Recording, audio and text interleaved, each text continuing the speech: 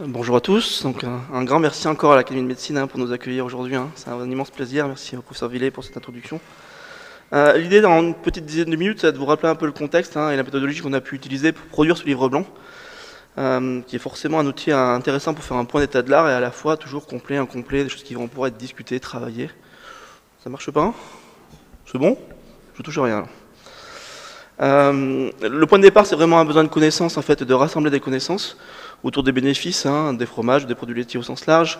Parce qu'en fait, on a une histoire qui est longue et ancienne de l'étude et de la maîtrise du risque, du risque sanitaire. C'est un travail qui a été fait depuis maintenant des dizaines d'années avec une vraie maîtrise. Et par contre, on a peut-être un peu moins travaillé la question du bénéfice, et notamment avec cette volonté-là de synthèse, de rassembler tout ce qu'on pouvait avoir autour de cette thématique-là, des produits laitiers et du fromage, et en plus des fromages de lait cru, et pour pouvoir avancer collectivement. Donc c'était une petite équipe qui s'est rassemblée autour de Stéphane Michia, qui a été vraiment la cheville ouvrière de ce travail, qui a travaillé à 100% sur ce sujet-là, et accompagné à la fois du côté de VT-Grossup par Estelle, par Lidl avec Cécile Laitier, et puis un petit collectif qui a travaillé. Arnaud vous l'a présenté, mais c'est important cette approche-là, un peu collective, pas forcément pour toujours analyser dans le détail le résultat, mais pour travailler une méthodologie, un travail collectif et une vraie volonté de travailler sans a priori. Voilà, c'est un enjeu aussi qui était important pour nous. Ce livre blanc, c'est aussi une approche scientifique qui découle en fait des revues qu'on appelle systématiques ou SLR, Systematic Literature Review, une approche qu'on dit Prisma. L'idée globale était de rentrer avec des mots-clés les plus larges possibles et puis après de resserrer notre analyse au fur et à mesure sur les papiers les plus intéressants, les plus stratégiques pour avoir cette synthèse-là, mais d'essayer de ne rien laisser passer autant que possible. Ne pas rentrer comme certaines parfois revues de littérature où on a des connaissances, on essaie de l'agréger, on essaie d'avoir un point de vue. Là, on partait d'une approche un peu sans a priori et finalement on resserrait l'étude sur les papiers les plus intéressants. Le choix a été porté sur des études humaines, pour l'essentiel, en termes de présentation. Forcément, ça exclut une bonne partie de la littérature, mais c'était un point important. Et après, le lien avec les produits laitiers et le lien santé. Produits laitiers, parce que vous verrez, je pense que ce sera bien explicité, on a un certain nombre de données autour des fromages, des fromages de lait cru, mais qui sont quand même beaucoup plus limitées que d'autres types de produits laitiers. L'idée, c'est d'avoir une vision un peu plus globale et de travailler comme ça en termes de réponse autour de ces produits laitiers. Pensez bien, quand on pense de fromage, vous voyez en fait une vraie complexité.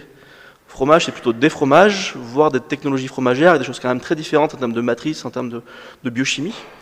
Et si on rentre à un niveau encore plus infra, au niveau du microbe et de la microbiologie, pensez bien qu'à la fois, deux fromages auront un microbiote qui va être différent.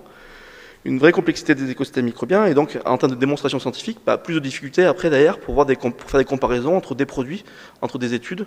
Donc cette complexité-là, il faut bien l'avoir en tête dans l'analyse des résultats. Ce sera un point qui doit être challengé, discuté, je pense qu'il le sera dans la discussion. Mais c'est une vraie difficulté en tout cas pour le fromage, qui est voilà, un aliment microbien par excellence.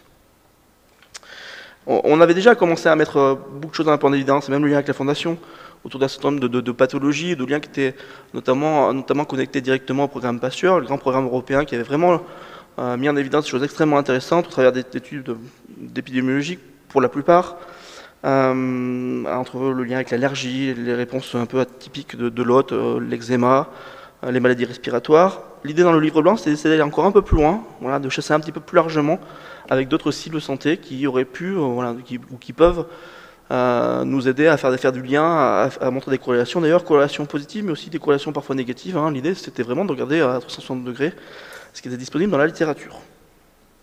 Et forcément, le livre blanc amène une synthèse avec ses forces et ses faiblesses, et je pense qu'aujourd'hui, c'est un point important dans ce lieu qui est l'Académie de médecine, c'est de discuter tous ces points, d'essayer de trouver le point d'équilibre par rapport à ces résultats, de ne pas aller au-delà des données, mais de les discuter, parfois de se confronter à vos avis, et aux avis de l'Académie, et aux avis des participants de cette réunion-là, avant ensuite d'aller dans une table de diffusion, et puis surtout, ce qui va être important au-delà des diffusions vers les professionnels, vers la société, c'est de se dire qu'avec ce travail-là de synthèse, on a, je pense, une bonne base pour essayer de préparer l'avenir, et préparer l'avenir, c'est préparer des futurs programmes de recherche, des futurs travaux en fait, idéalement collectifs, pour essayer de mieux comprendre et d'aller un peu plus loin sur les points de connaissance qui nous manqueraient et qui ont été identifiés dans le livre blanc.